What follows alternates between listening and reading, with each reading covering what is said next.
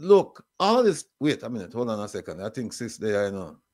Yeah, man, sister. Hey, folks, listen. We're going to stop the program right now, so because we have a very, very important guest. More important than me any day of the week. And twice on Saturdays and Sundays. You have heard a lot of talk. Let me move this. You have heard a lot of talk recently about money's been missing, or not missing, unaccounted for. And you've heard about this going back some time now. Particularly in January of this year, you heard about 1.7, and in February there was something else missing from municipalities. And I've said on this program many times, and I've said it on a lot of programs, that if there's one lady, well, I take that back. If there are two ladies who should be getting the highest civilian award we can give in Jamaica, two ladies, one of them is with us tonight. The other one is the Pamela Ellis. I can't remember her last. I mess up her name now. You know, I think I had myself. The Auditor General. I don't know her, man. That lady has worked tirelessly, and I heard that some people were dissing her, and I'm saying to them, shame on you. You don't know the facts. Because this lady has been putting out the information. It's just that people don't read. People don't read. Go to the website. Go to the website.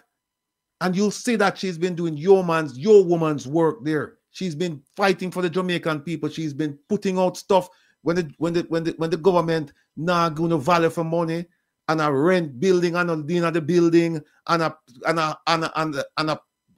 money I pay for things, and when you get no receipt and all and things, that lady, we're supposed to honor that lady there. Pamela Monroe Ellis. Pamela Monroe Ellis, the Auditor General. We don't need to big up that lady there.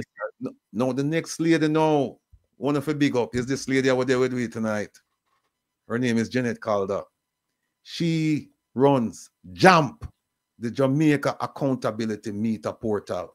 Serious lady. I know this lady. This lady has no kin teeth. She's a straight shooter. She'll go tell you like it is, and she's fearless, and she's brilliant, and I love this woman to death. Ladies and gentlemen, without further ado, let me bring on my friend, my sister, my compadre. Here she is, Miss Jeanette Calder. Jeanette, welcome. Evening, everybody. With you, Will. Greetings and salutations. Yes, well, look, first of all, I'm extremely happy that you're here with us because for lots of reasons. I admire JAMP. I admire the stance that JAMP has taken, and I just admire how the important work that you guys are doing and how you do it too. You know, just come out willy-nilly and just chat, as Isaac would have said. Just chat, and then people hold it to account, and then you have to backtrack and give apologies. And none of that, right? So here's what I want to talk. Here's what we want to talk to you about. We heard about, you know what? Let's start like this. When the Auditor General when she has completed an audit, walk us through the process of how that audit, you know, where it goes, how it should go, who should review it, and all of that stuff. Please walk us through so people can understand. Yeah, it's gonna be that's an excellent place to start, by the way, Will, because context is, as Isaac would say, context matters. That was not deliberate set of Isaac, but it's truth, you know. Excellent way to start. Yeah, man, it means everything, and there's nothing that means more to me than getting the people to understand where we're coming from. My job is to not have a job in 5 years, because people have really come to understand. What I have come to understand is the accountability framework of Jamaica, which is crucial. And it's going to be a very short walk, Will, because the distance is between the Auditor General and the Parliament is a direct one. So the AG, I want folks to be clear that the Auditor General is the government's auditor. This is not somebody from outside coming and not minding her business. The Parliament, our legislators, created it, you could almost say, a long time ago, from the days of the Constitution. And her work is defined in the Financial Administration and Audit Act. That's the legislation that pretty much runs the Ministry of Finance, but also all public bodies that get our money, tells them how to spend it and sets the rules and the regulations. Yeah. So between the Constitution and this this legislation, the bottom line is the AG has about 331, she would call it her audit universe. Ministries, departments of government, and public companies, which we call public bodies. Now, you have to understand it's a lot of work, so she doesn't get to do all 300 and add per year. But when she finishes a report, and there are several different types of report, only one of them is what we'll be focusing on tonight, which is the financial statements. What money you get, what you do with them. My favorite report, though, Will, is what you call performance reports, because you can get $100 million and you can only spend $100 million, and you can go and tender it and, you know, everything proper, but Jamaicans still don't get value for money. So the performance reports is the AG going one step further to tell us, did you get value or not? But we're focusing on the financial statements. Regardless of what kind of report it is, the law says when the Auditor General is finished, by the way, I should tell you that this is one of the offices in the Constitution that is highly protected, like the DPP's ISAT, but you can probably talk more about that for me. And the reason it is so protected, Jamaicans don't have to wonder, Will, this is one office that usually has bad news for government. And so if you don't mind sharp, mischief can be played with this office by the politicians. So the politicians themselves have really protected the Auditor General. No one can instruct the Auditor General of Jamaica. Nobody can tell her where to go. If a citizen has a problem, a citizen can go and say, AG, I think something is happening. It's up to her. Nobody instructs her. Nobody tells her what to do. But when she's done, herself and the 120 Jamaicans that work so hard for us, her report leaves that office and it goes straight to the Parliament of Jamaica, to a very special committee called the Public Accounts Committee, which most citizens might recognize the name of that. It goes straight to Parliament. Why? And a copy also goes to the Ministry of Finance. But why is it? This is the simple thing I want to say before I hand you back the mic, Will. It's our parliamentarians who determine who is going to get how much money out of that $1.3 trillion in the budget, right? Now, after the Parliament decides which ministry is going to get how much and to do what with it, the job of the Parliament after that budget is passed is to watch the government, monitor the government to make sure that the government has spent our taxes on what the Parliament said it should be spent on while respecting the laws of the land. Now, any report coming back has to come back to the Parliament. So the AG comes back to the same Parliament who set up that budget to say, did the Ministry of Finance spend the money, the right amount, on what you say it must be spent on, while respecting the laws that protect the people money?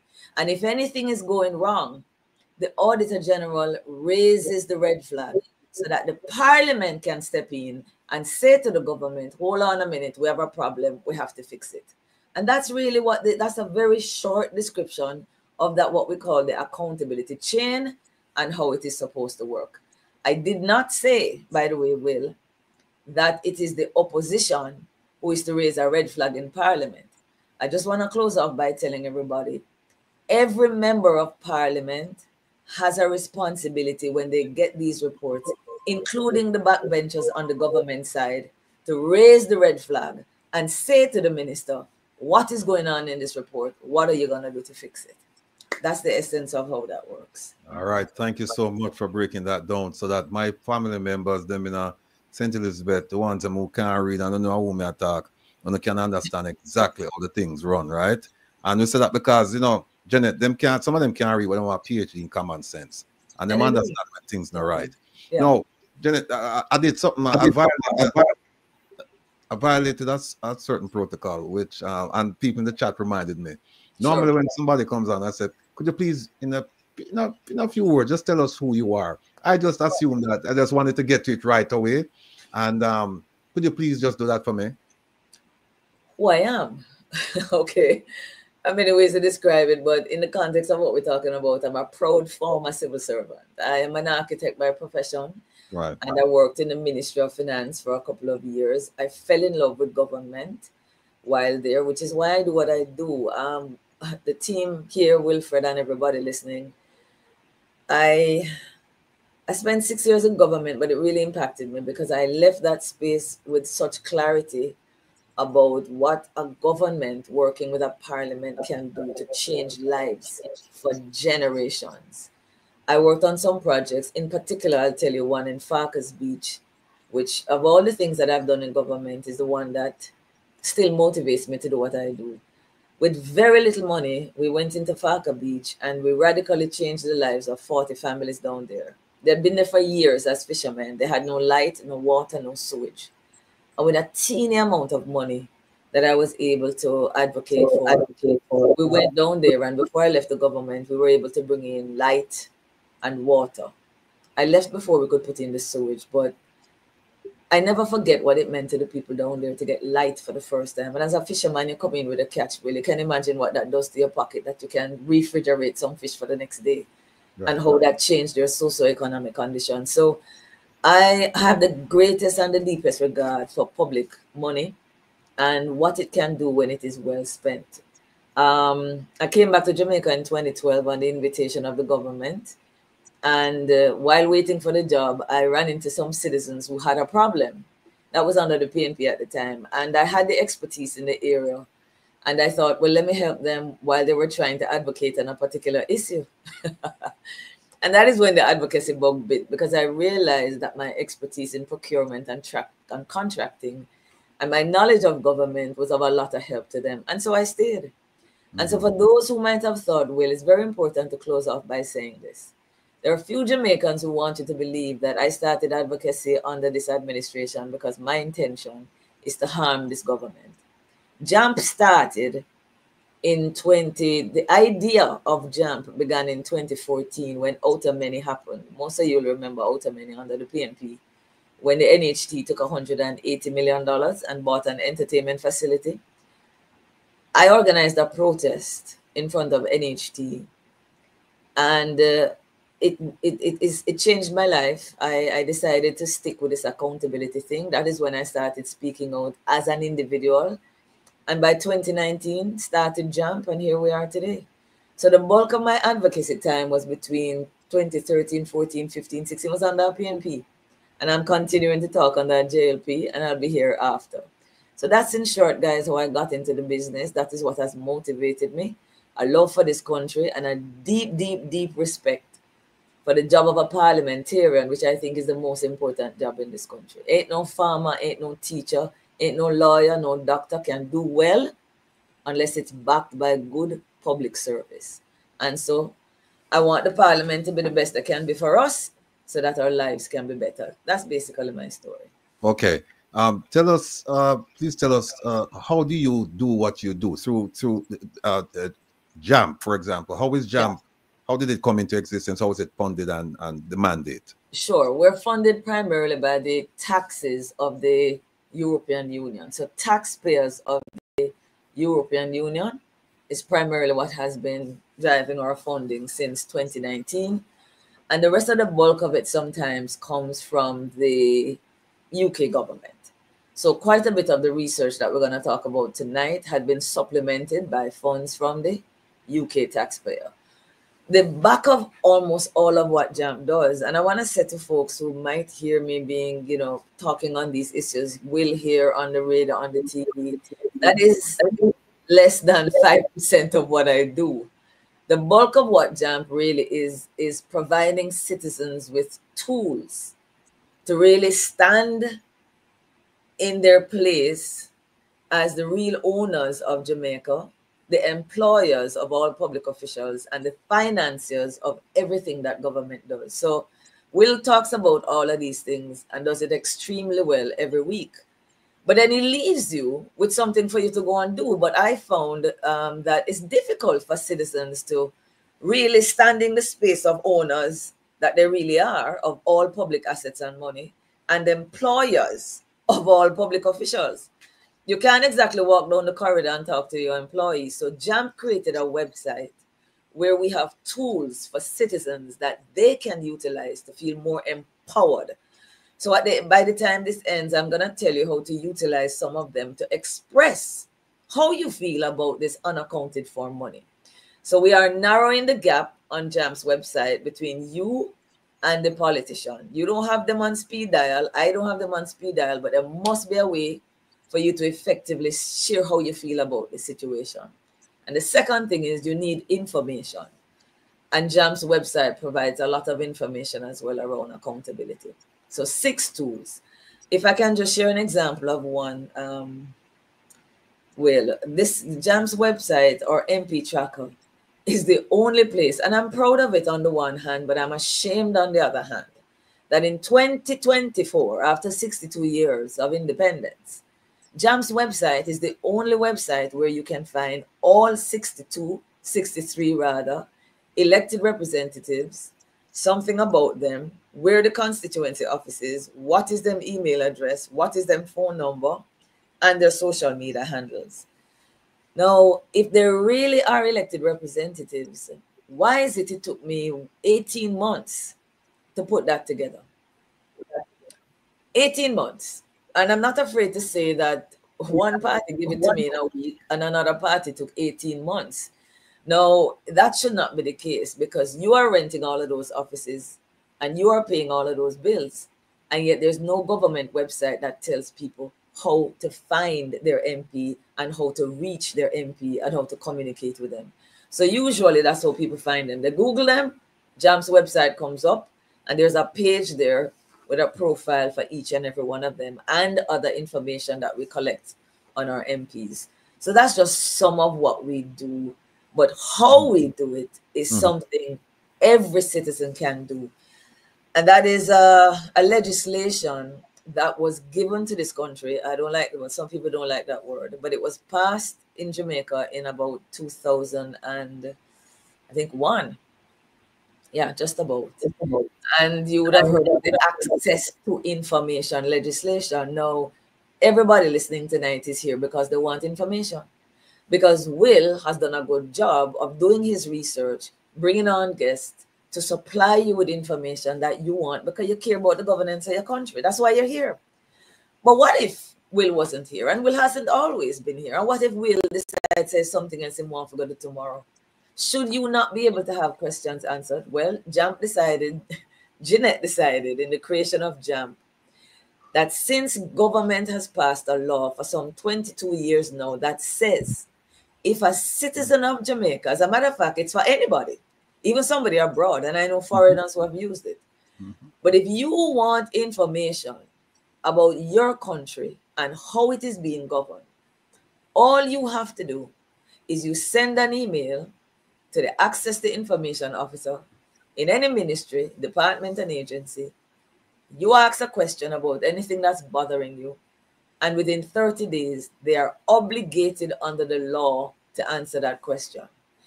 If they're having a difficulty, Will, they can ask you for 30 days more, but by 60 days done, by law, you are to get an answer. So let me give you an example. A lady called my office one day and she had concerns about the mosquito, the fogging, and she did some research and she felt that she needed to find out, Will, what kind of chemicals in that defogger that's coming around our community. Sounds reasonable, eh? So she called JAMP because she heard me talking about this ATI Act, and she asked me, Miss Calder, can I use this act to find out what kind of chemical is in that thing? I said, of course. I showed her how to do it, and she called me back a couple of weeks, excited, Will, because she got an answer. She never think it could have worked, right? She thought she would have to call somebody, you know, top on her to find out for her. No, the law says they're obligated to answer you. Do we get all our answers answered? No. But we have, I think we have sent almost 1,000 ATIs out by now, but we get 80% of them answered. So that is the main way, Will, in which we do what we do. Government is obligated to answer us, and we have created a website with 6 tools based on the information we get to help other citizens. That's it. You know what, Jeanette? I'm so glad that you mentioned ATI because I don't know if you recall. I do. Folks, let me just tell you, folks, Jeanette and I were at a Zoom conference, just the two of us. Yeah. And she was walking me through the portal on JAMP and how to access the ATI and all of that stuff. Wonderful portal. In fact, Jeanette, I'm gonna be doing a little tutoring this Monday. I have a small group. Fabulous. that I meet with, and we're going to be using JAMP's portal as one of the examples. Fabulous. To get to I'll make myself available for that. Yeah, man. Okay, outstanding, outstanding. No, you have been a thorn in the side of these politicians because you are holding them accountable. You're saying, listen, we need value for money. You're getting the money. There must be something, you know, where we can show to the Jamaican people that your taxpayers' money, here's how it's spent, here's the benefit, so that people understand. No, I don't want to take you too far back. I want to take you as far back as a few days ago. Sure. You came out with, you did a press conference. And by the way, let me just explain to some of the people who criticize the Auditor General that the Auditor General's function is not to have press conferences. And in fact, Jeanette, you and I had this conversation and you said, no, you said, tell me one, you said to me, Wilfred, tell me one Auditor General you know of in the world who will do the audit and come out and have a press conference and criticize the government. Not gonna happen. Right. So then guess what, folks? That's where Jeanette stepped in. And she said, all right, you know what? I'm going to dig through this information. And I'm going to dig through it. And I'm going to figure out what the hell's going on. And Jeanette, what you said to me, which was, you know, I remembered it, but I really didn't think about it, was you said, well, this $3 trillion that we're talking about, it did not happen overnight. There were signs about this thing going as far back as January. Could you please explain that to the public for me? Sure. I mean, when it came out in January, it also wasn't a shock for me because I've been reading Auditor General's report. Before JAMP started, I read 41 reports. And that is what inspired me to start because I saw the quality of work. I saw the tenacity. I saw that regardless of the fact that Parliament and media and people not paying attention to them, this office just kept on doing the work for us. So in January, when the Gleaner, Edmund Campbell, excellent parliamentary reporter, came out and said, I think on the 21st of January, there is $1 trillion crisis. I smiled. I said, boy, this crisis has been going on forever. But it was very good that the Gleaner was now bringing it to light. If I can just give you an example, Ministry of Education. There's a situation that even though the Ministry of Education has not given to the Auditor General by law their accounts for the last 9 years, that represents $902 billion that we don't really know how a cent has been spent. The Auditor General still goes in regardless of the fact that they're not giving her their financials, and she audits them. She audits programs and she audits projects. One of the projects or programs that she audits is the early childhood. Everybody here know that that is how we're going to fix education, investing in early childhood. And I should say this. When you think about our budget, I'm just interrupting myself for a very important second to say, when you think of our budget, folks, that $1.3 trillion, after we pay our debt, just like our parents teach us, when you get your pay, you pay your debt first, all the way you owe people. And then you rent, and then you figure out the rest. We pay our debt first. Well, which sector do you think gets the largest share of the budget after we pay our debt? Education. And I'm sure every Jamaican listening would have said, Jeanette, that should be the place because that's how we're going to develop people's lives and this country. So education gets a whopping amount of money. And we're not getting a cent for the last 9 years in terms of reports. But the AG doesn't stop there. She goes into the projects and she audits them. Early Childhood Commission. I have looked back as far as 10 years and almost every single year without fail, there's an audit finding that says this project is overpaying people. Why? They leave, nobody makes a note of it, but they continue to pay the people that have left. Now, Will, you tell me. You make that mistake 1 year. You say, all right, come on, let's be fair, guys. People make mistakes. I make mistakes. You might even say you make it 2 years because maybe you never even hear said the Auditor General did flag it. But from 2015 till now, I think it might be about 6 times or more that the Auditor General is saying the number is increasing. The number is increasing. You have to go find these people and get back the taxpayers' money. After 1 year, 2 years, you set yourself mistake. But after that, folks, come on, man. What can go so? So I am just see you laughing, Will. So I'm just saying that I sent to Will because I wanted him to see examples and upon examples that though the Auditor General is not getting the financial, there are some hair-raising things that she's finding out every year within the Ministry of Education, the same Ministry of Health, the same Ministry of Labor and Social Security. That would shock everybody that is listening to me tonight. Shock you. You wouldn't believe that this could happen once, but the things that happen over and over and over again, it's just gross mismanagement. I call it a betrayal of the people. That's what it is. Well, you know, I read through it last night, and you know what happened? As I was reading, I started highlighting things. After a while, my head started hurt me. It must. It started hurt me. I'm just put on the highlighter and just start to the stuff. No, man. It's madness, Will. You want me to show a few of them with the folks, Will? Well, I have it right here. I have it right here. Say no more. Here it is right here. Just tell me which page you want me going on. We'll start with that. Well, that's the 3 trillion, right? That's all. Yeah. See, right? That's all. Yeah, and you will notice that and that surprised me, that the Parliament and the Office of the Prime Minister is now on that list. It is Office of the Prime Minister right here. Yeah. $12 billion over the last 3 years, unaccounted for. That can't work, Jamaica. Yeah. The police is there to enforce the law. 152 billion over 3 years.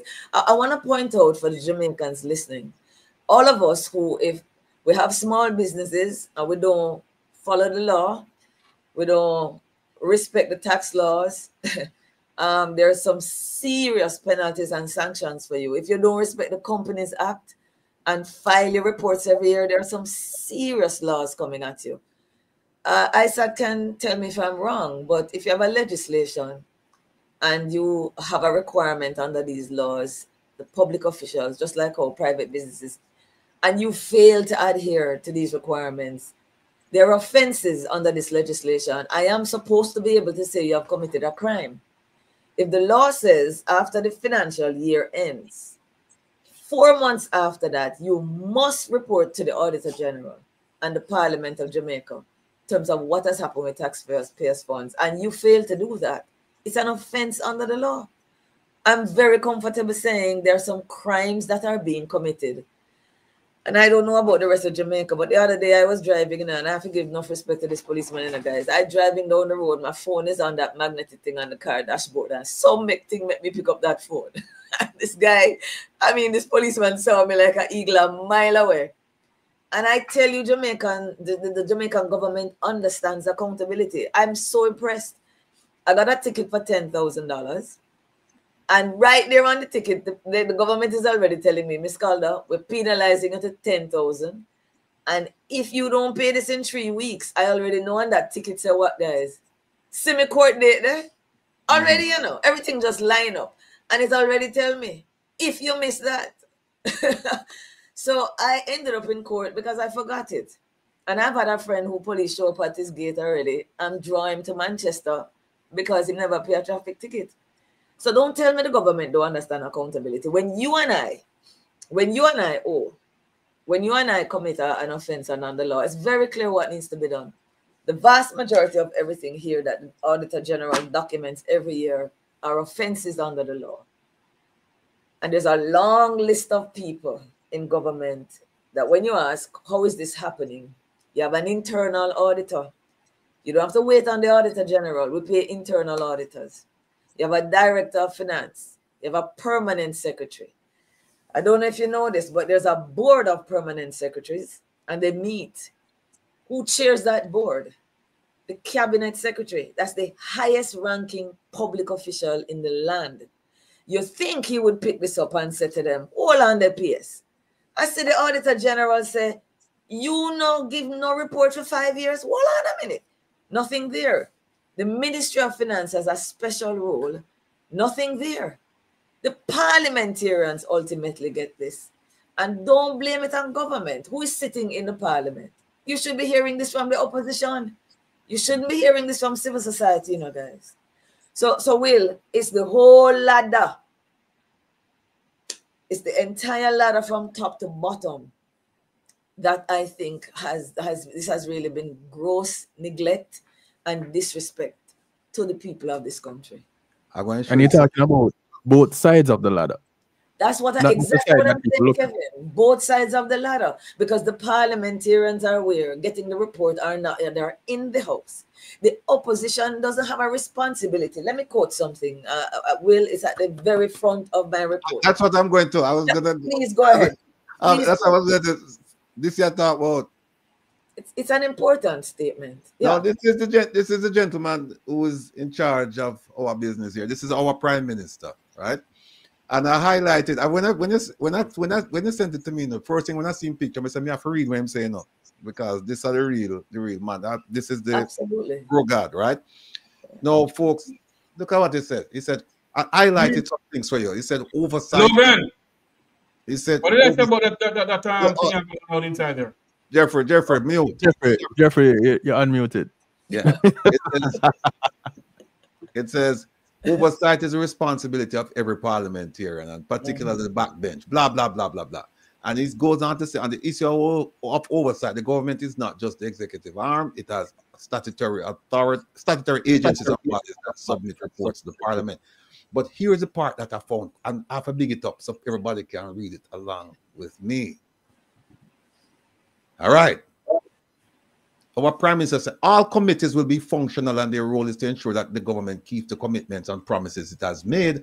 And that way, we will see greater accountability. Now, look on the next paragraph, people. This we are talking about. Hold on there. Big it up here. Look on it. You might talk to the speaker. And the also say, Speaker, there is a sense sometimes in the way the opposition speaks as if accountability, probity, and high moral standards is their exclusive domain, as if the government of Jamaica is intent on tricking the people and operating in a way less than the people's expectation. It will not happen under my leadership. It will not happen in this government. There is no deviation from the commitment to have the highest level of integrity, dignity, and efficiency. That is a direct quote from our Prime Minister, made in the House of Representatives on September 29, 2020. Yeah, there's a problem though. Go ahead. Just before you realize that you get what you pay for.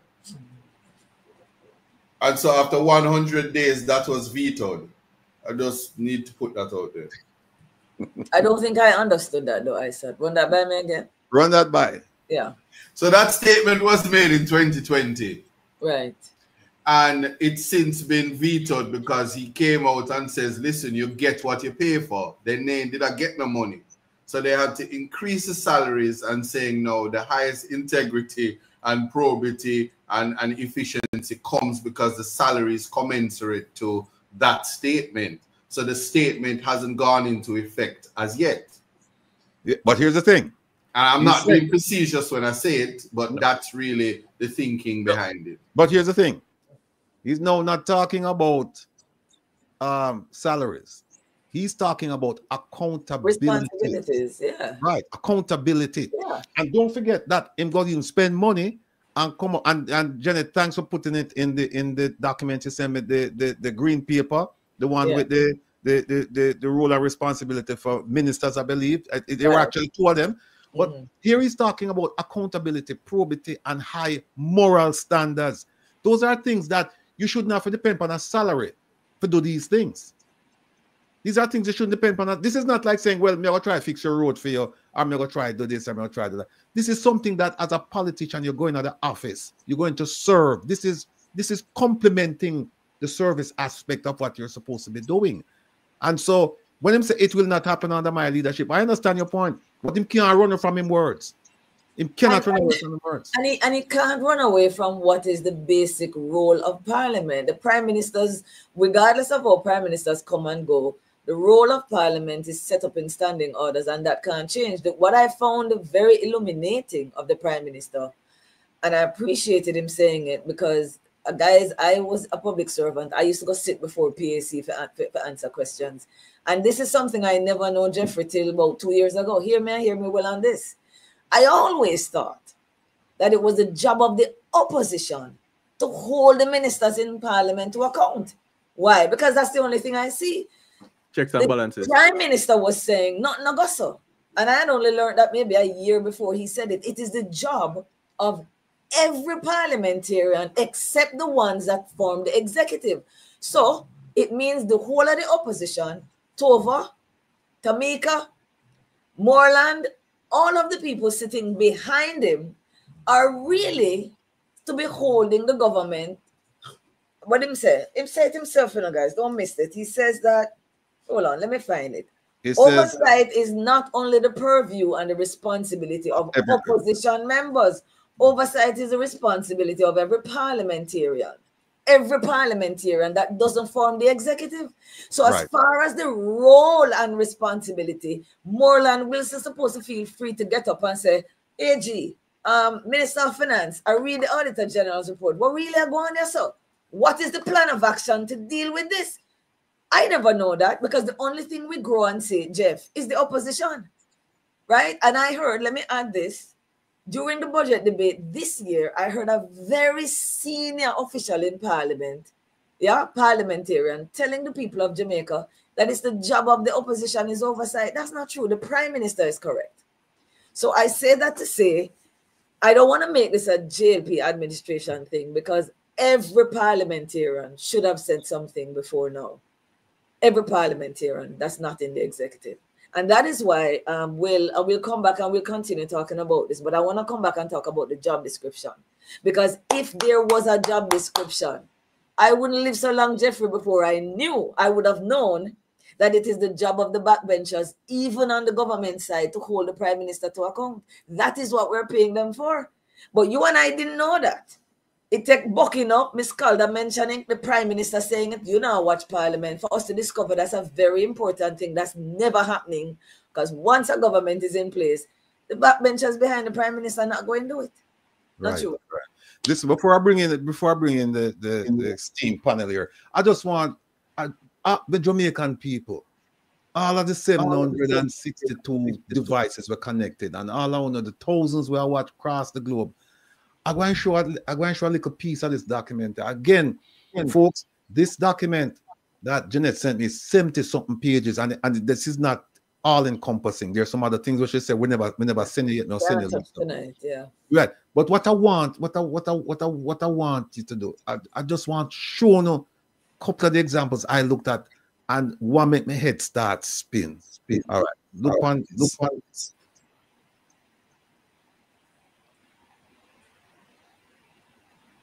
Look at, I don't know if I can see this one. The first highlighted one here. First highlighted one, Early Childhood Commission, overpayment to the tune of 36.5 million. Overpayment.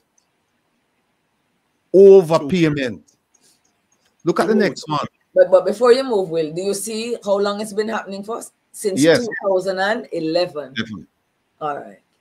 But to who? To where? That overpayment? To the early childhood practitioners.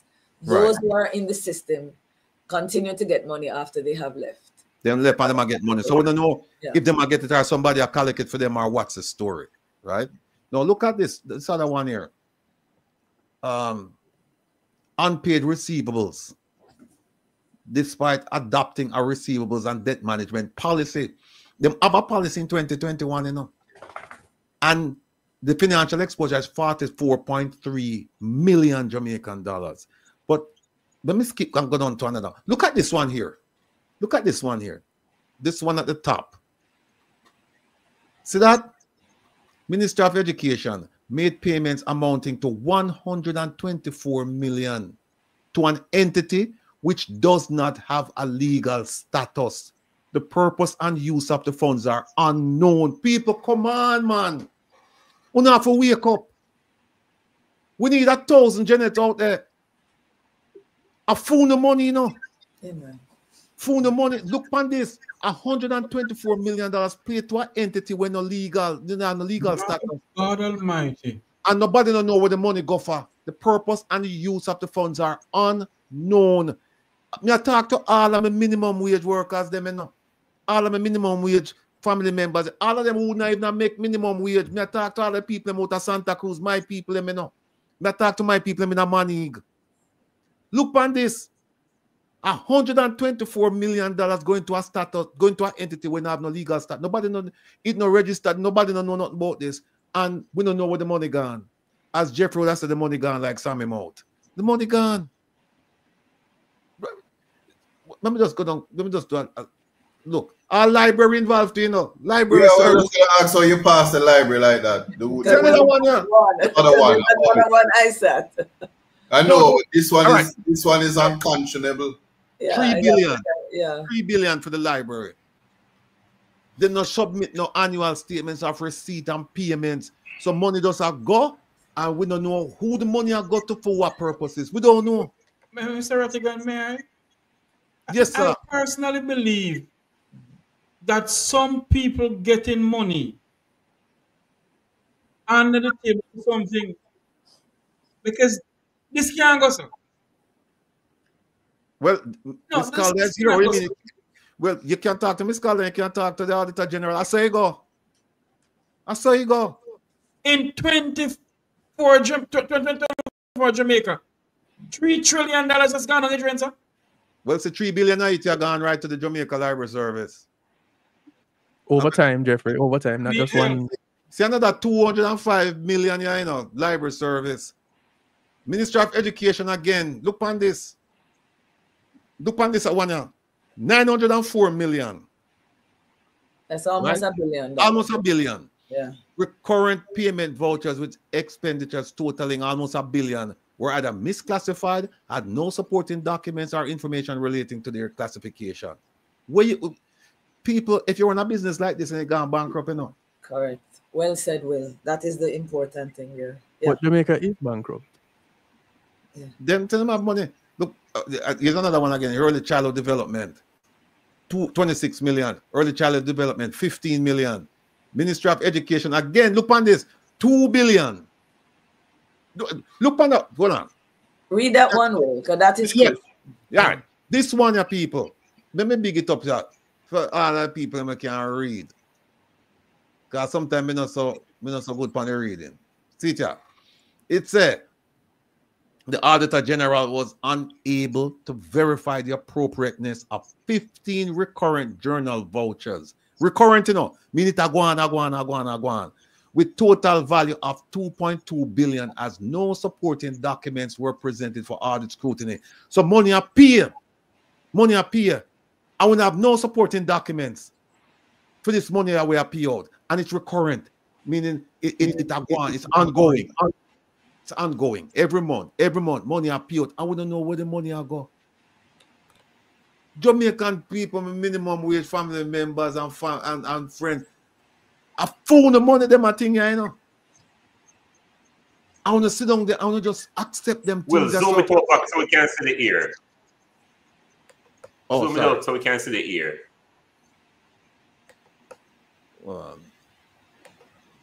See there, 2016. Yeah, perfect. 2016. 2 billion, 2.2 billion. 2.2 billion recurring payment, and we don't have no receipt for sure what's going on with this money here. What's going on with this money here? You know, I'm not gonna say it yet. I have something I want to say about 28 bank accounts, but I'm not gonna say it yet. I'm not gonna say. No, I have to be honest with you. Jeanette. Yeah. I was reading this last night. I go through it and I highlight. And like I said to you before, there's a point where I just got depressed. Right. I'm starting to get a headache. I said to myself, no man, them numbers I can't write. They're all right. Let me just say why it was important to provide Will with these findings is it is true what you said at the beginning. In the absence of the AG getting the financials, we can't say there is corruption. We can't say it's missing. I mean, let's face it.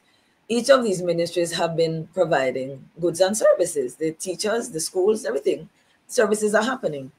But I wanted the Will and the rest of us and the rest of Jamaica to understand that while we can't say it if we don't have the reports, at the same time, the Auditor General has been auditing projects and programs and are saying, my God, these are some alarming things that we're still finding happening in these ministries. So what are the chances, I'm asking Jamaica, that in the absence of getting those finances, can we say all is well? All cannot be well.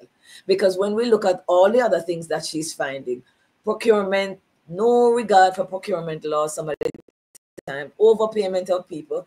They have this thing in government they call environment policy.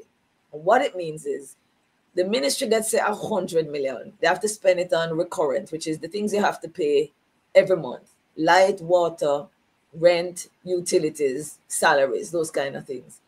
And then you have what you call capital expenditure, more like investment projects, like road, school, whatever you're building. Now, the government set up a rule that says if you get 100 million, yes, you're going to spend 100 million and not a dollar over, but you cannot go into like the capital projects and take money out of that and just put it on salaries and say, but it's only 100 million I spend. You guys can understand why the government would say that. Because that's what was happening. When you approve a budget, people start to shift money to what? Give more salary to people. When you look at the Auditor General's reports, this goes against the financial laws that the Parliament has set. The amount of time the ministry, the permanent secretary in the Ministry of Labor and Social Security, millions of dollars, she has moved from one budget item to salaries. And the Auditor General reports every year to the Parliament. 100 and odd million, 200 and this million, move to salaries. It's not allowed without the minister's approval. And it just happens in, year out. Nobody raising a red flag and say, PS, it's against the law. You can't do this.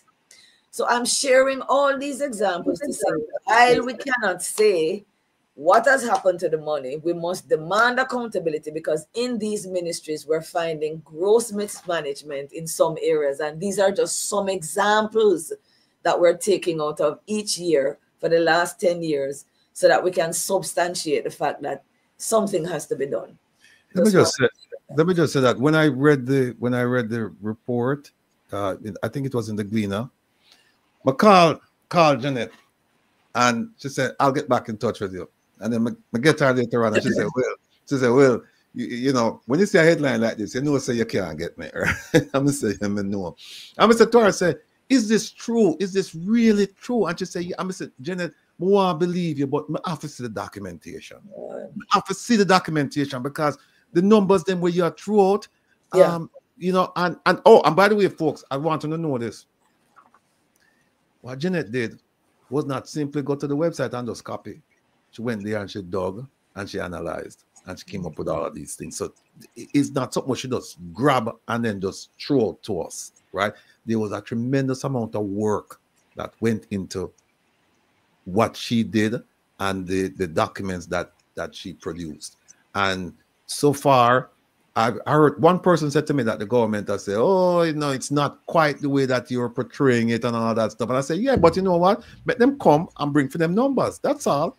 Just don't sit there and say, well, yeah, it's not quite that. But listen, we have a panel here, a distinguished panel. We have Kevin, DJ Kevin Stew. We have Mr. President. We have Mr. Isaac. I was going to say something else, but people might say me political, so I'll leave it like that. And we have Mr. Vumvavi. Yeah, why you laugh?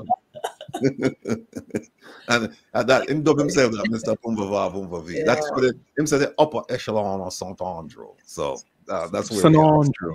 St. Andrew, sir. So, gentlemen, let me start with Kevin Stew and just go down the list. Kevin, ask any question you want to ask him, Jeanette. Over what period of time did you work to how long did it take you to put this together? Not long. I don't think it passed 3 months for sure. It didn't, not at all. Because all the information was already there. No, because I've been reading these things for a long time. So I kind of have an idea as to where to go to get what. What I can tell you is there's nothing I put my hands on that any citizen listening can't find. That is the important thing to also say. Yeah. So if clearly it was hidden in plain sight. Yes, and to say plain sight, Kevin, just quickly to state this. The Auditor General's Department, you know, I remember when I first did research into it, I needed 41 reports that I was interested in. I didn't have to call that institution and ask for one. They were all on the website, every single one. So when I say it's there, it's not hidden. As the Auditor General gives it to Parliament, the people have access to it, Kevin. So it's not hidden, but the people of Jamaica haven't really been taught where to go to find it. So my simple thinking goes like this.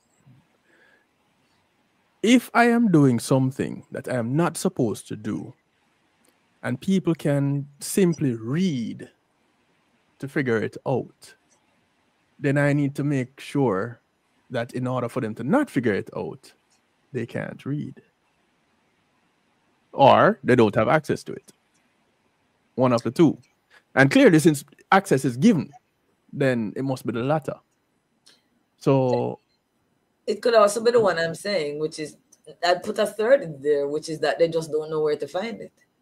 They can read, they are interested, they just don't know it even exists or where to find it.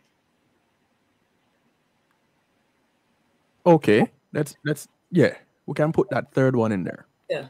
But if we consider that third one, then they're putting themselves more at risk, because if the other two are not met. You know what I'm saying? We have a crisis. We have an education crisis. Yeah. And people skirt around the issue. Mm-hmm. Some people mention it, some people shout it out. This, to me, gives me the why behind the education issue. Okay. Part of it. Yeah. I could be wrong. Yeah. And you could be right. I can't tell. But that is where I sit. Yeah. Gentlemen. Prezi, you will be next. All right. Handing over the baton. Jeanette, Yeah. First and foremost, excellent job.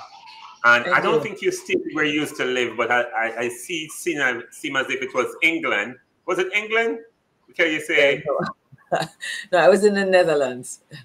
Netherlands? Okay, so Yeah. some European country, but that's Yeah. pretty neat. So again, thank you for bringing this information to us, and I appreciate your work. I do have a few questions. Sure. However, I don't know if I'm going to get the mic again, so I'm going to kind of do a Kevin Steele interview real quick. So I know, as I said, this information is publicly available, and you pull your data from publicly sourced information. I do see, though, that on your MP radar, on your tracker, your MP tracker on your website, that Gordon House have not provided information, and then in a while. And I also noticed that most of the politicians that have skimmed through from either party have not done any kind of statutory declaration or asset declaration.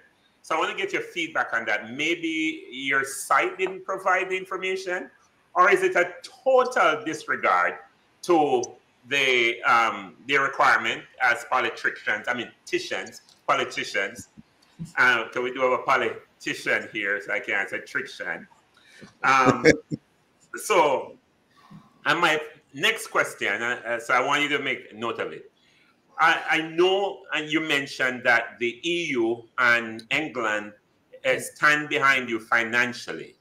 My question, usually when a grant is given or any kind of money or funding sources, there are some requirements. Would you be kind enough to inform us as it relates to what is your responsibility to the EU? Do you have to submit an annual report, or do you have to follow and implement their interest, because they're not just going to give you money because, hey, we want to give away money. They must have some level of interest. And we do know a lot of international companies will not do business in Jamaica. We know phone calls are more expensive from Jamaica because a lot of things on the corruption index, because it really affects how people do business.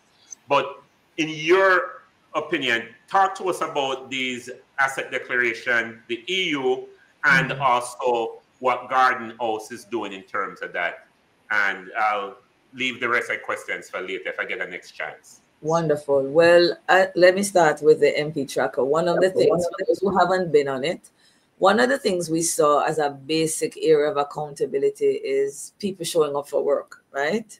That has to be the start.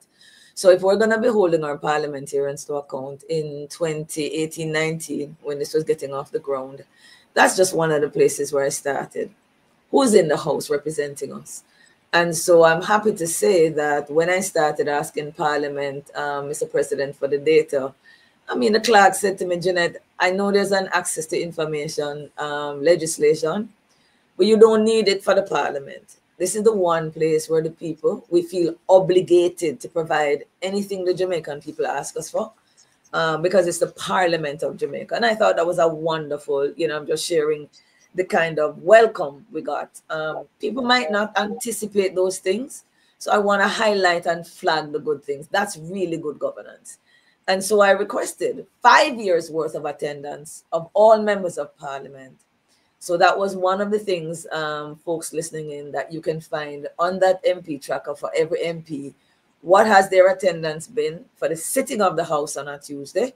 And all the committees that deal with finance. Mr. President, you will not see all the committees there. JAMP is focusing on anything that impacts the people's funds. So we're not trying to look at all 16 committees. We focus on the committees and the matters pertaining to our money. So we have not had any real difficulties getting that data, but this year that was not the case. The financial year ended in March 31st. Typically, we would give the Parliament about 3 months. The reports would all be tidied up. So April, May, by June, we would have it. I'm here to say we only got it, I think it was last week. So by next week, that pop-up will come down because we will be able to populate last year's attendance. I don't know why it took so long, but I just decided that I didn't want it to look bad on JAMP, that you come to the website and you don't say anything. So I placed something there, and I advised the Parliament, Mr. President, that I'm putting something on the site to advise that the reason the site has not been updated is because the Parliament has not yet given us that data. And I'm happy to say that sign seemed to have worked because we got it. So it should be updated by the end of next week.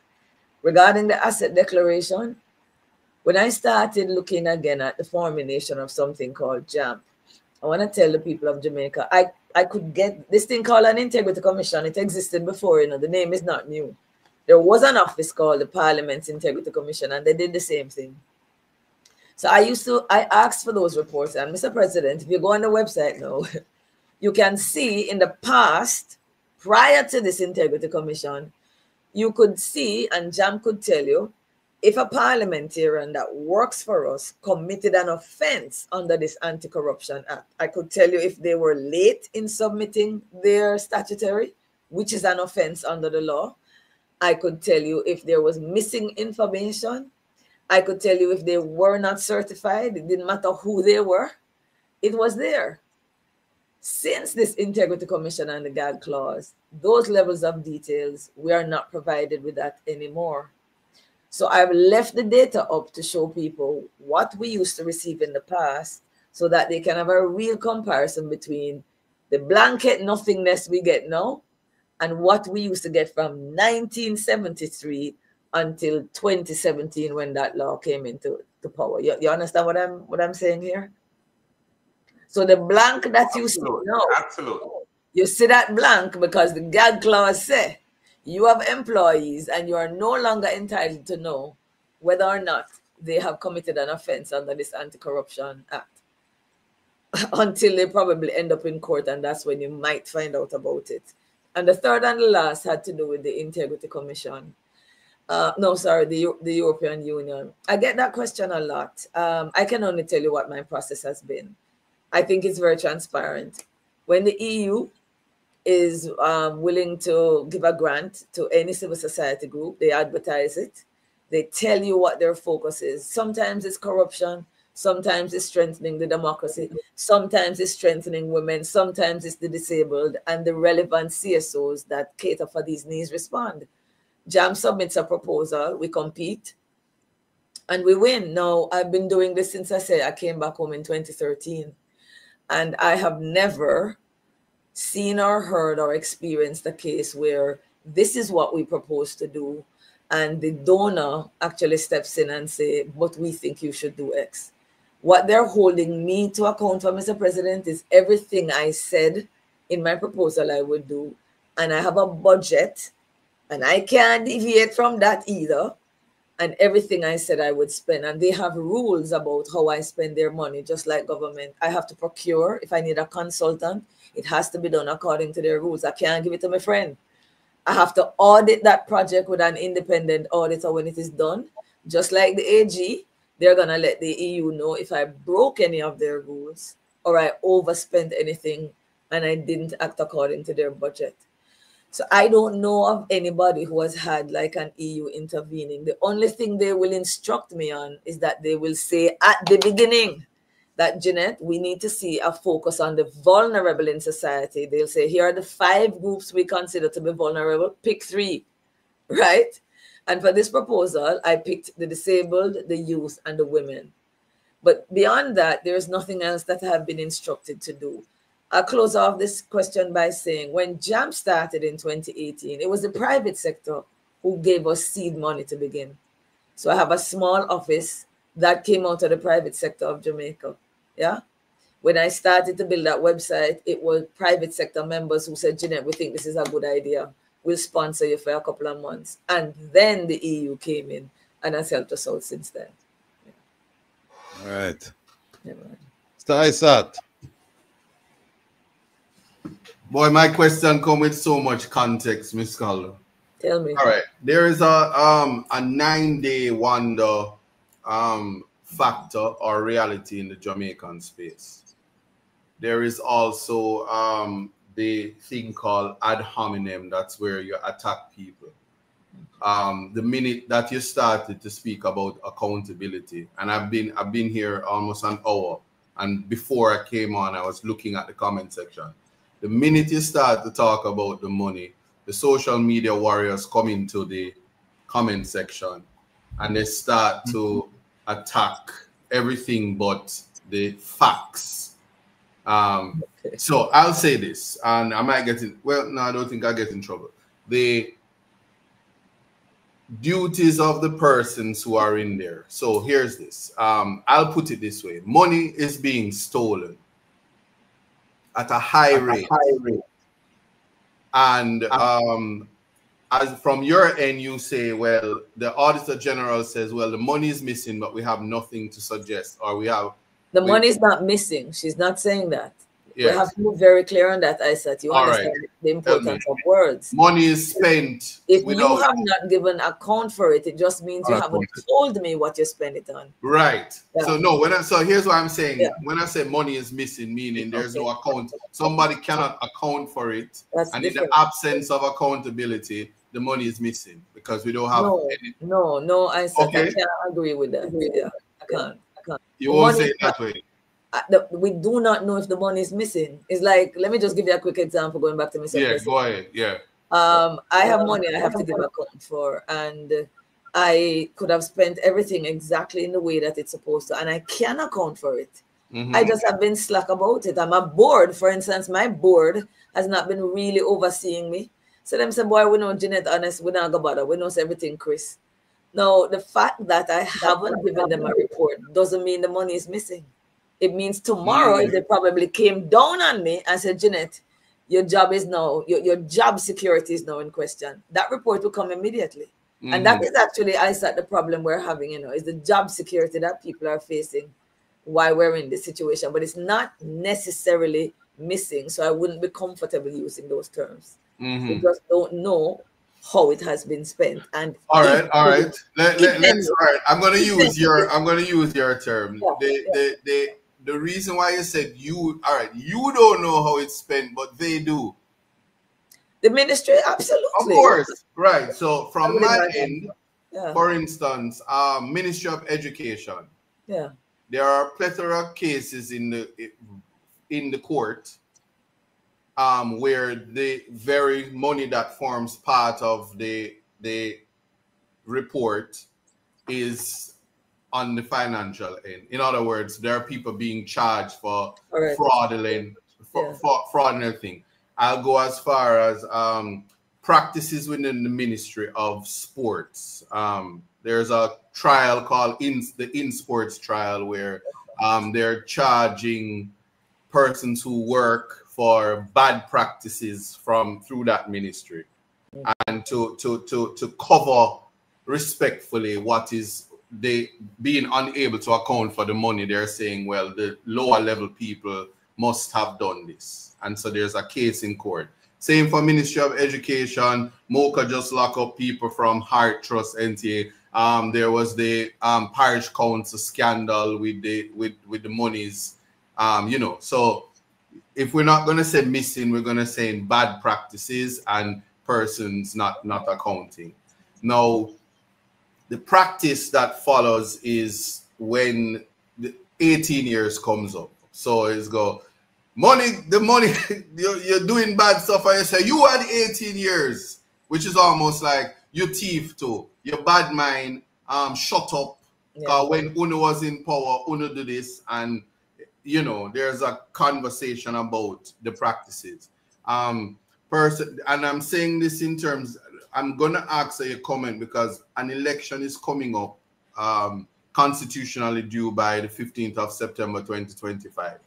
And what we see for a concession that monies are being badly spent, wasted, whatever, is the goodie bags that comes with $20,000 give back. Here's some money, and everybody keep quiet because the government is trying its best. That doesn't account for the overspending at Cornwall Regional Hospital, just one hospital alone that forms part of the overspending, lack of accountability in that area. Now, what it is, now that we know it, would you agree that possibly in terms of the citizen, we can't, and I'm saying we, I'm including myself, we can't really worry, we hear it, but then the light bill is going to come and the water bill is going to come. School fee when you have kids, you have loans that's outstanding, and you have to feed yourself. Basic the physical needs from the Maslow's laws of hierarchy. How can we, what is the expectation? Because the government's response is, but the opposition do it too. And we know as bad as them, and plus we give you a road. And even if them are mash up, we're going to give you it back now. What is the response to that? Because the information is in front of us. I'll respectfully say, in the absence of accountability, it's thief the money. I can go as far as saying this, ISAT, which is why I have provided the evidence that in the absence of those accounts, it's highly likely that some things have gone amiss. Highly likely. Highly likely, yeah. Highly likely. And I don't want you to think I'm shying away from saying it. That's the reason I have brought those Auditor General's findings to the fore. Because there are some people, ISAT, who have been saying, oh, sure, Anna said missing. They just need to report, like Anna nothing. And I'm saying, in as much as Jeanette is not prepared to come out and saying there is corruption happening, I'm saying it's very likely because we see all the other findings and concerns of the Auditor General. It cannot be that all is well. I just can't say definitively until the Auditor General tells me what her findings are. But I'm glad you picked up in sports because I'm going to make a serious point here. And Wilfred talk about the things that hurt him. I mean, this one really bothers me to the core. And I just want to set the stage of saying the people are not wrong, ISAT. This one is an issue. The gross mismanagement does extend right across the two administrations. In Sports Limited, I remember reading, I think I stopped even reading it maybe 2 or 3 years ago. But up to at least 3 years ago, the Auditor General's report was saying for 35 years in sports has been getting the public funds and has never given a report to her or the Parliament of Jamaica. 35 years. How many parties that span? So you see my point? When it comes to the issue of this public financial accountability and ensuring that the parliamentarians do their job of making sure that government gives them these reports, both parties are absolutely guilty of betraying the trust of the people of Jamaica in this regard. So this is one of the times when we say it cut cross both. So who is going to bail the cat? If the parliament is not doing it and nobody else on the ladder, is only one set of people can bail the cat, and it's the citizens of Jamaica. I'm glad you said that. Here it is, Dorrit Elliott, who represents as a citizen, if it's a real person. This is the basic thinking of people who are frustrated. It is the post-traumatic slave syndrome effect. JLP a thief and PNP a thief. If PNP not thief, JLP not thief. They all borrowed a little trillion change. Ha, ha, ha. Yeah, well, I'm going to say that there certainly are some citizens in Jamaica she's speaking for. But I want to tell you this, and hear me well. Right. I just wanted to fix it. Give us the antidote. Yes. The vast majority of Jamaicans don't agree with her. And I respect her view and her opinion, because you remember how we got taught in school, I said, come on, denominator, you mark this out and you mark it out, so it's the same. Not in this regard. Listen to me. The Auditor General of Jamaica is here, and my own view as a citizen, why I come off of my career path to support this institution, is because they protect our future. By protecting our assets, by telling the government how they can improve. By the way, as Isaac, the private sector of Jamaica, they pay billions to companies like PricewaterhouseCoopers and others to do what? To audit them, you know. Why are they paying millions for somebody to come in and do what the Auditor General is doing? Because their auditors are coming in to show them where they can improve. Here is a risk where people can commit fraud. Close the gap, right? Here is where you're not as efficient. If you're more efficient, you get more value out of your money. And private sector pay millions for that. An auditor is your best friend. We look at Jamaica's auditor as if them is the problem. No, no, no, that's politics talking. She's there to protect us. Now, how are we going to deal with this? The people of Jamaica who have already reached out to me, I said, Jeanette, we want our voice to be heard. But guess what happened? I want Dorrit, who just texted you that a while ago, to understand where JAMP comes from. And hear me well, Dorrit. I had to redefine who I am. And I said to people the other day, I'm not just a citizen of Jamaica. As a citizen, it's telling you where you belong. I am more interested in looking at this problem through the lens of an owner. It is actually true that all that money in the bank belongs to us. All the government's assets that the Auditor General is talking about, this thing named government, is really the people's. That's the first thing. I'm an owner. The second thing is I have to look at it through the lens, not just of a voter. Yes, I said there's an election coming up. That election is actually a hiring mechanism. I am employing 63 public officials who have to step aside, and we have to revisit who. So if I'm employing them, that makes me what? An employer.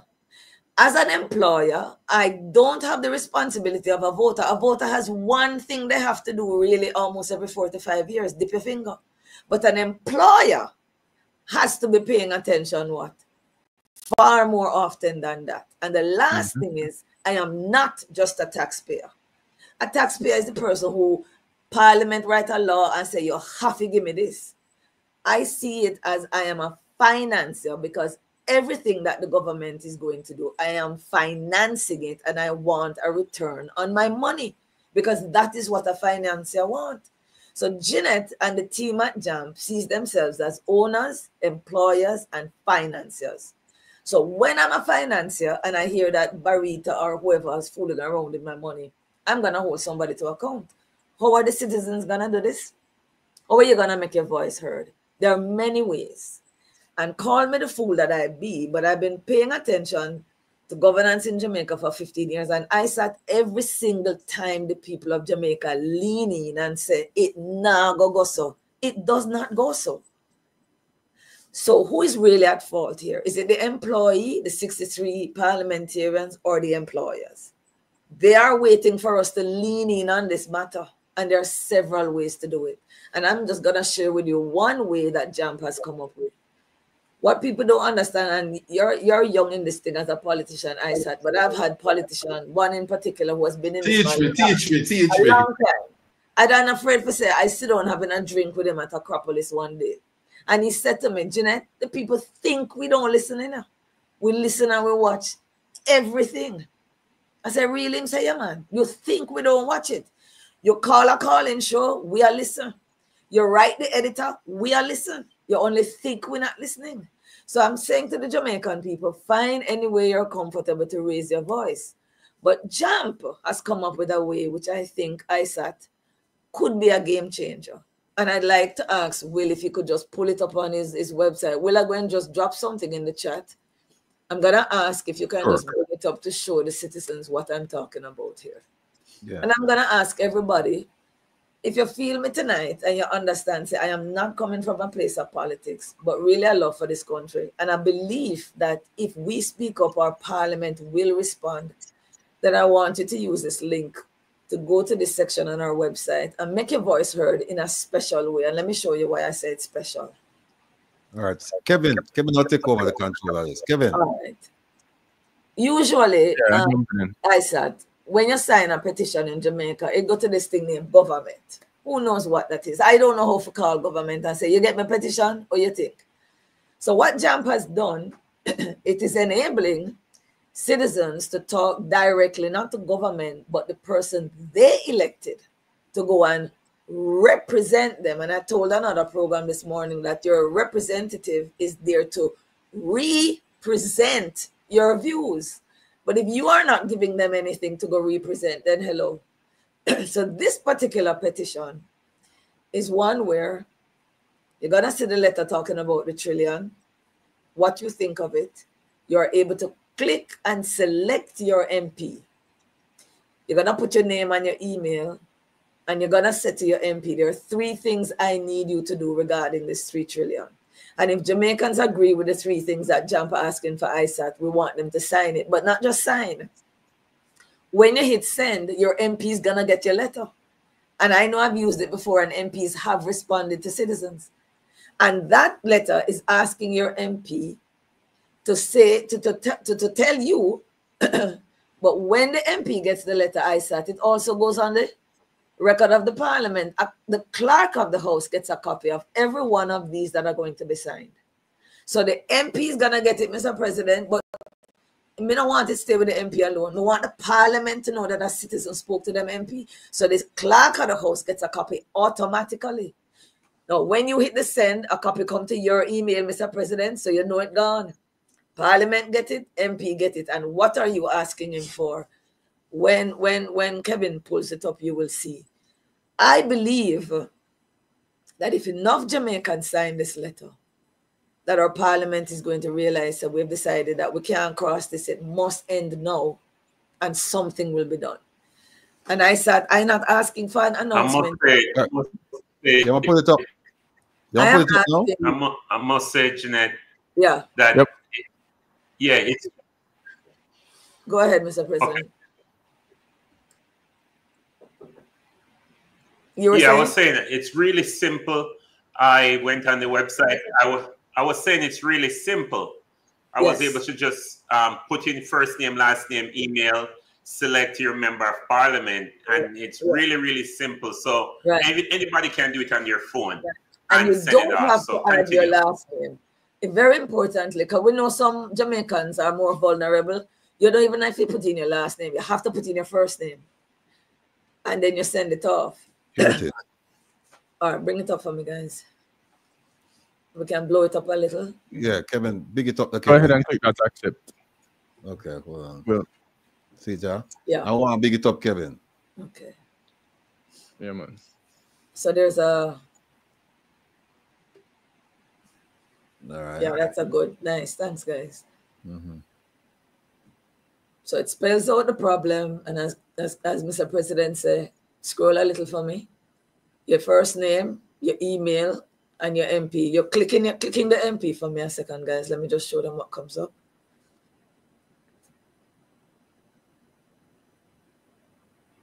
Oh, you can't see it on my screen. Oh. No, I think on my screen I can see all the names of the MPs. Okay, it doesn't come up here. All right, so you will just click. But when you go to the bottom, let us see what we're asking your MP to commit to. It says, as my MP, I ask, what concrete action will you commit to take to ensure, 1, we receive answers for this level of neglect, 2, to ensure that the government provides Parliament with a plan of action, including timelines to correct the illegality, which is what these are, and 3, to ensure that the responsible public officials are held to account. So you are asking your MP, who you have empowered to do these 3 things, how is he gonna commit? The Parliament will get that record, the MP will get that record. They may or may not answer you. This has been used before, and people have gotten in touch with me and said, Jeanette, you know, me shocked my MP actually right in the back and tell me something, you know. So this is you communicating both with your representative and the Parliament on this issue. This is how the voice of the people can get heard in a way in which there is a record on the House ISAT. You follow me? And that is a very important thing, that we have a record. This is significant, but I just have to jump in here, and I'm not being cheeky. No, go ahead. Some of the MPs can't read and write. That is being cheeky, ISAT, my God. No, this is factual. What? Some of them can't even construct a proper sentence. How will they be able to represent?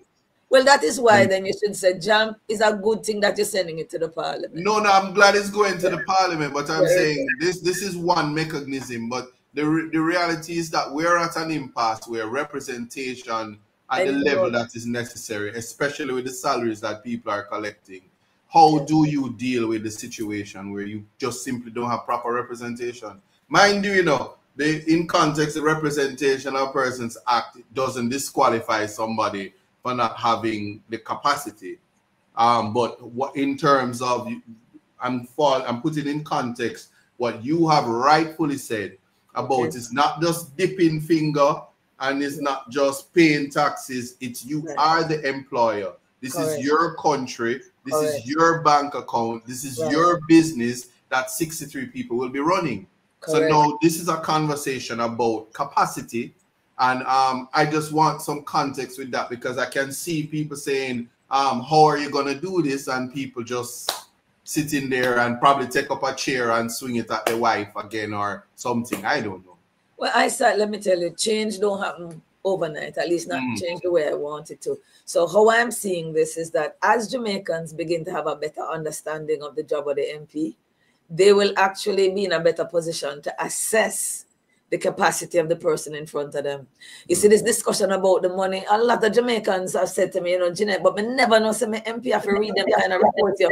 I had a lady said to me the other day, saw me in the supermarket, but Miss Calder, if it's my job and my MP to read them report, them understand financial reports, you get me, Will? She's raising a very important question. So the matter of training or coming to the job with this capacity, she was never thinking of it before until she learned that this is something they were supposed to do. So I understand why Jamaicans might think it's okay, ISAT, if he's illiterate. If all they think that the MP is supposed to do is come in the constituency and ball out for them, you don't need to be literate for that. But the more Jamaicans really understand that this is the most important job in the country, that's how I see it. I believe that 1, they're going to be joining me in demanding that job description, and 2, ISAT, that's when the change happens. They can begin to say, well, that brother, you're not ready for the job, man. Now me understand the job. And that's where change begins to take place, guys. You understand what I'm saying, Kevin? It makes sense?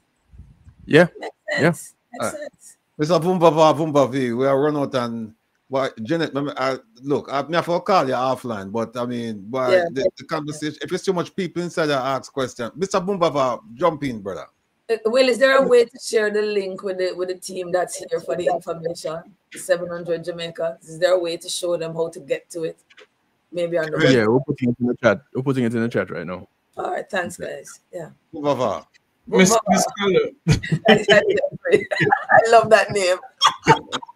But if you remember the first time you came on my program, I used the A's. He said to me, Jeff, what do you know what that means? You remember the first time? Yes. I love it. My question to you is this, and I don't know if I'm asking the right question. Go ahead. Do you think Mocha should involve in this? Well, I'm going to answer the question this way. That matter is that Mocha just came down on this week. I am very happy to tell Jamaicans in this room that Mocha picked up that from an Auditor General's report. You see how it works, Jeffrey? So the Auditor General raises the red flag, shows enough to another anti-corruption agency that this is a matter that needs a closer look, and they zoomed on in. This is the system that our parliament designed, and it's working for us. Yes, my answer is yes, Jeffrey. There is an aspect of it that Mocha is going to look into. Mocha can't look into all of this one time, but they're going to have to take a look, I think, a closer look at these reports. Clearly, they're already looking, which is why I said they went into that NHT matter. But I don't know to what extent and the capacity they have. But some of it, I think, is going to warrant Mocha. And let me tell you, let me be a little clearer. As the reports come in, and they must, right? They must. The Auditor General will now have financial reports, and maybe she will be able to see, Jeffrey, why it was taking so long. Are you following me? And she will provide the findings that ISAT claim he thinks is already clear. And then Mocha can come in to determine exactly what they need to now go and pinpoint. That's how this thing works. Yeah. But we also have to say to ourselves, if Mocha even go in, is the Director of Public Prosecution gonna Jeffrey shut him out? Gonna allow, for this to go through? Because based on what we're seeing now, and I think message of stop saying it. I don't think I really don't trust our justice system. I want you to leave our justice system alone. And I don't know, let me, Mr. Vavavo, Upper St. Andrew person, you. How do you get to the Director of Public Prosecution? There's no complaint. Well, I have one answer. May I share with you what it is? Yeah. Yes. In the very same documentation that Will has, I think one of the things that has hurt me, and you might say to me, Jeanette, why not one of all? I don't know.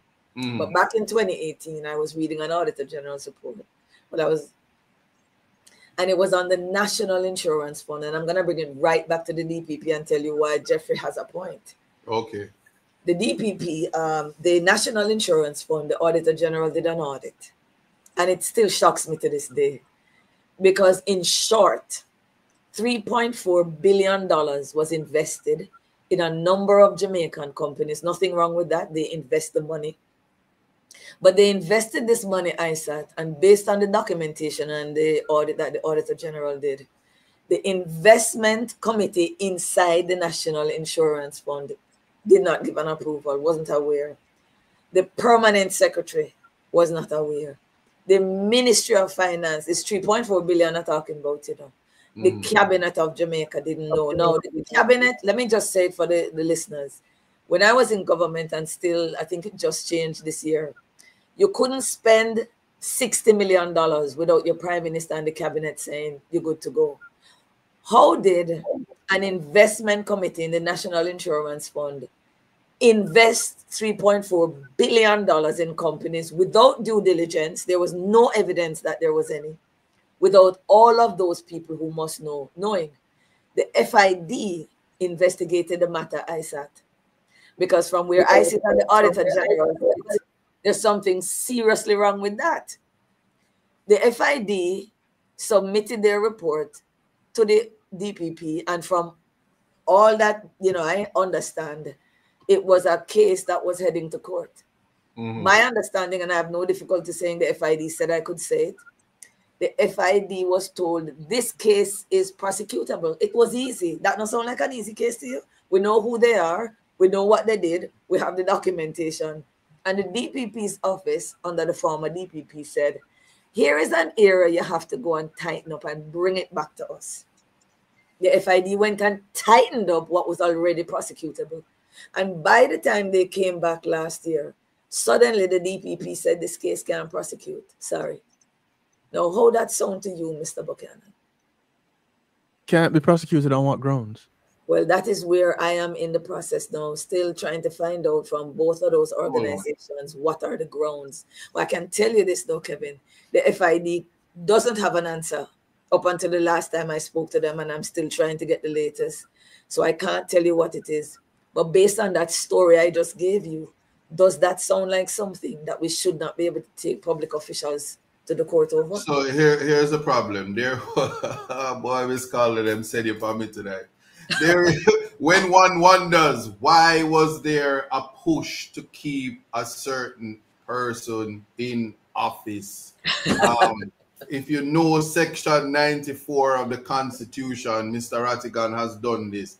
The powers and decisions of the office holder is final, no matter how you feel. So somebody can just, a police officer can just see a Rasta man and scalp them, and they say, well, it don't look like a scalping, it's just a little hair pull out thing, case done, and nothing happens in the criminal realm. That is a legislation issue, because even FID sometimes don't have the teeth to do what they need to do. You see, the Integrity Commission has done its job, and here there is a judgment from the court in relation to the Prime Minister's judicial review. And the same people who you say the backbenchers are there, parliamentarians are there, and the question now is to ask, how many of them can read that document, says something is not right and we should speak out? But then they can't, because there's about 7 more who are in similar situations with illicit, and then people put their people in places, and these things that where the nepotism reigns is why we have an issue. I'm only raising this aspect of it because when somebody says they don't trust the justice system, I think the judiciary is solid. And when parliamentarians, remember, you know, when they make the law, they make it to ensure that the law can beat them the way it beat them. And we as citizens have to appreciate that your lawmakers aren't making law that's going to put them in prison tomorrow, i.e. an impeachment legislation that should be the first order of business. It should probably be a part of a referendum. Should we have an impeachment bill tomorrow? Things like that. And so in the absence of that, we are seeing the gaps in the investigative process, the issues about going to Parliament to speak about it before it goes where it's supposed to go. I mean, the Auditor General's report it's telling, it's appalling, and it is a deciding factor in the very next election. I'll tell you what. It may very well be that both sides need to you know, shatter the bricks. And I'll tell you what, Isaac, you mentioned the Integrity Commission report, and we have another guest. Hold on, Mr. Rattigan. I didn't finish asking Ms. Calder the questions, you know. And Ms. Calder losing her voice, so we have to wrap soon.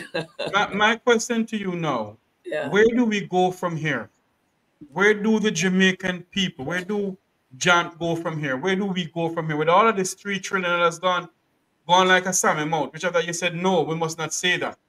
But, you know, it is in front of our face. To me, it gone like a salmon mouth. Where do we go from here, Ms. Calder? Saying it doesn't make it true, Jeff, but we can only go the only place a citizen can go, and that's just the truth. And until we do it, we don't know if it will work. And I'm saying, Jeff, I've seen many instances where government make a decision and the people feel differently. When we found a way to raise our voices, it made a difference. I'm just saying, you keep doing what you do, Jeff. Make sure the folks get an opportunity to hear you. Keep on pressing it. If we stop talking about it, the citizens turn with us to, you know, because you have a talk show. Keep talking about it. Let me tell you. You see the document I shared with Will? Will only touch 10% of it. There are different things in here to be discussed, Jeff, and I'm more than willing, as you know, to come on and unpack different aspects of it. So let's keep the conversation going. The trick has always been to let the conversation die. And once you were part of the media, it dies on your mic, it dies in the minds of the people as well. So Jeff, keep talking about it. I have some other research I have done that demonstrate what government has done in the past that actually has worked, that they have never done since in dealing with these issues. We can talk about it another time. But I'm just saying, let's use this as an opportunity. Guys, let me just say this. Every time I'm on the show, every time you see me, it's probably a bad sign because something has gone wrong in governance. But every time something goes wrong, my way of approaching this is to try to educate the people of Jamaica. So there's a silver lining, Will Gratigan. I believe that after this long discussion, there are people who understand the Auditor General's work better, understand the PAC, understand a couple of things. So listen, guys, something has shifted just here tonight, and I'm grateful for it. So Jeff, there is a silver lining. So let's keep talking about it. Let people keep calling in. Let people write the editors of the newspaper.